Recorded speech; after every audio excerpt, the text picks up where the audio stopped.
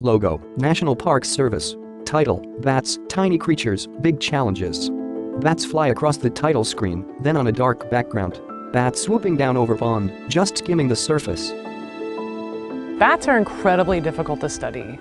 They're small, they're fast, they are nocturnal, so they're active at night. Text, long-eared MYOTIS. They're smart, they learn. Tara Chestnut, PhD ecologist, Mount Rainier National Park. If we catch them, they learn to avoid the places where we catch them. Several bats, wings folded, resting inside a hollow log. Text, Allen's big-eared bat. They can fit in tiny little spaces where it's hard for us to even know that they're there. How can we find them when they're in a space that something that's the size of a shrew can fit in? They're tiny. One bat squeezed in a crack of wood, eyes open. Text, evening bat.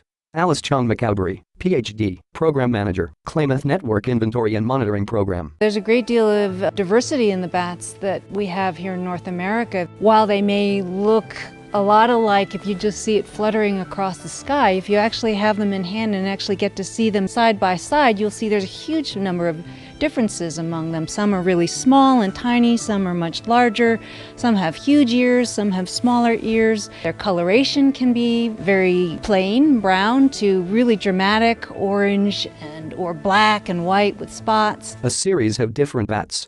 Spotted bat, big free-tailed bat, hoary bat, eastern red bat, canyon bat, Townsend's big-eared bat, little brown bat. There are reasons for all these differences among the species: the size of their ears, the shape of their wings.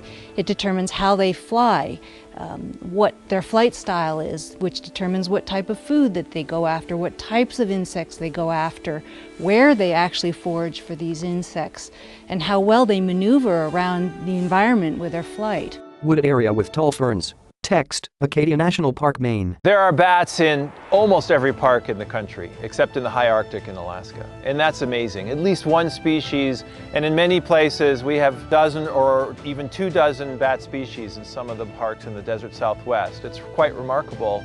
Night sky filled with stars and tiny moving dots. Text, Death Valley National Park, California. Small reddish-brown bat with a turned-up nose, pallid bat. Tom Rodhouse, PhD, ecologist, Upper Columbia Basin Network, Inventory and Monitoring Program. So the National Park System is a place for doing bat conservation and for protecting these special animals. A snow-capped mountain reflecting into a lake below. Text, Mount Rainier National Park, Washington. Taro Chestnut. So we have bats that roost in a number of different habitats at Mount Rainier National Park. A bright full moon, black silhouettes of tall trees in front. Bat flying down and dipping into water, then up over tall grasses.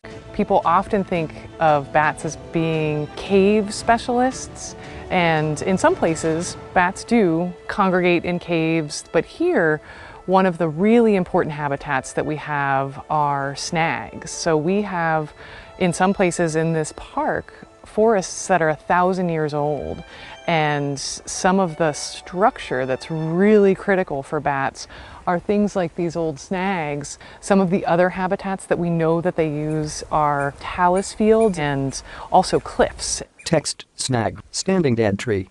Rocky cliffs covered with evergreens. Alice Chong McCowbury. In order to understand more about them, we have to go to where they are.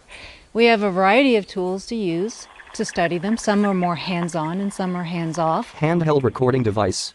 Text, how to study bats, acoustic monitoring. Our hands-off tools could consist of acoustic monitoring, where we set up equipment that can pick up their ultrasonic echolocation.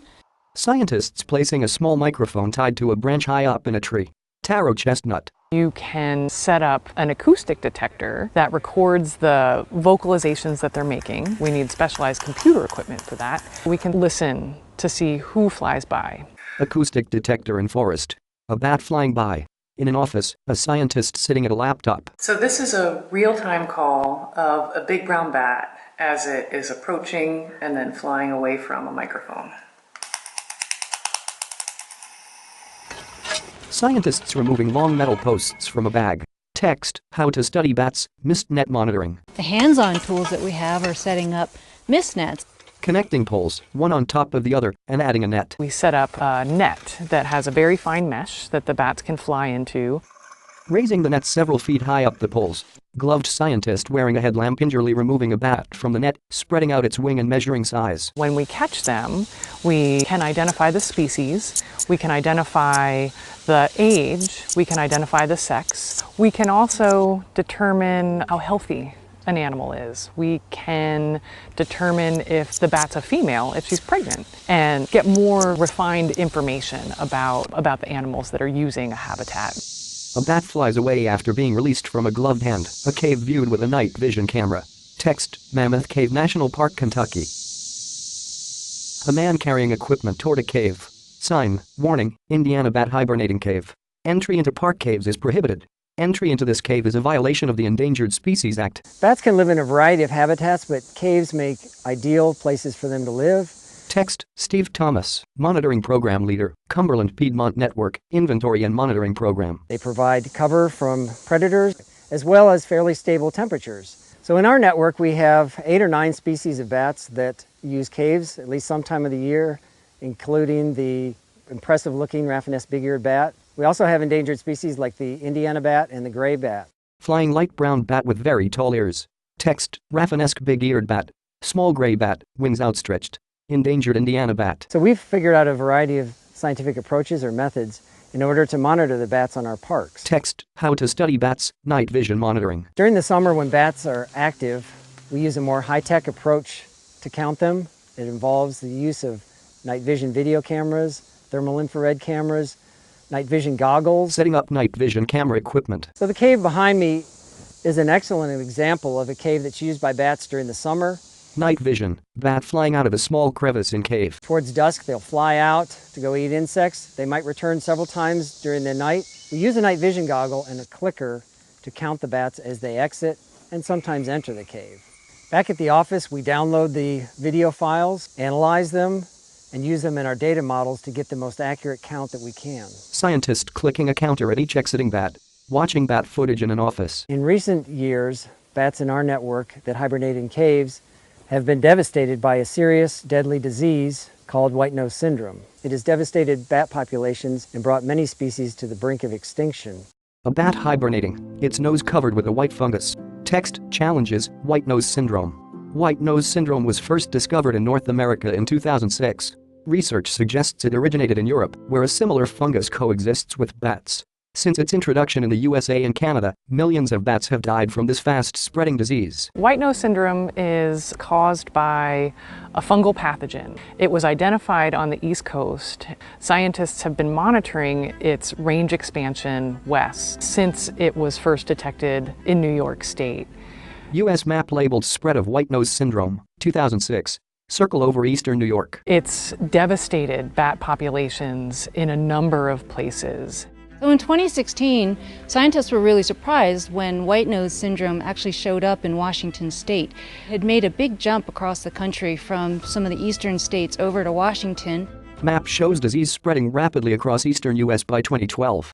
In 2016, a dotted line to Washington state. So the white nose syndrome detections from Washington were just about 30 miles from Mount Rainier National Park. My background as a disease ecologist poised me to take the lead for the national parks in Washington on white nose syndrome surveillance and monitoring so that we could determine the extent of the disease occurrence and we could understand whether it's even a threat to our bats. Wearing a headlamp, scientists removing bat from net and examining wing. So we use the ultraviolet light to look for fungal spores for white nose. They'll show up as a bright orange.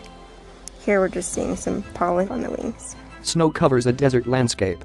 Text, Craters of the Moon National Monument, Idaho. Todd Stefanik, wildlife biologist, Craters of the Moon National Monument. Well, if you're interested in white nose syndrome, you have to look at what's going on in the winter.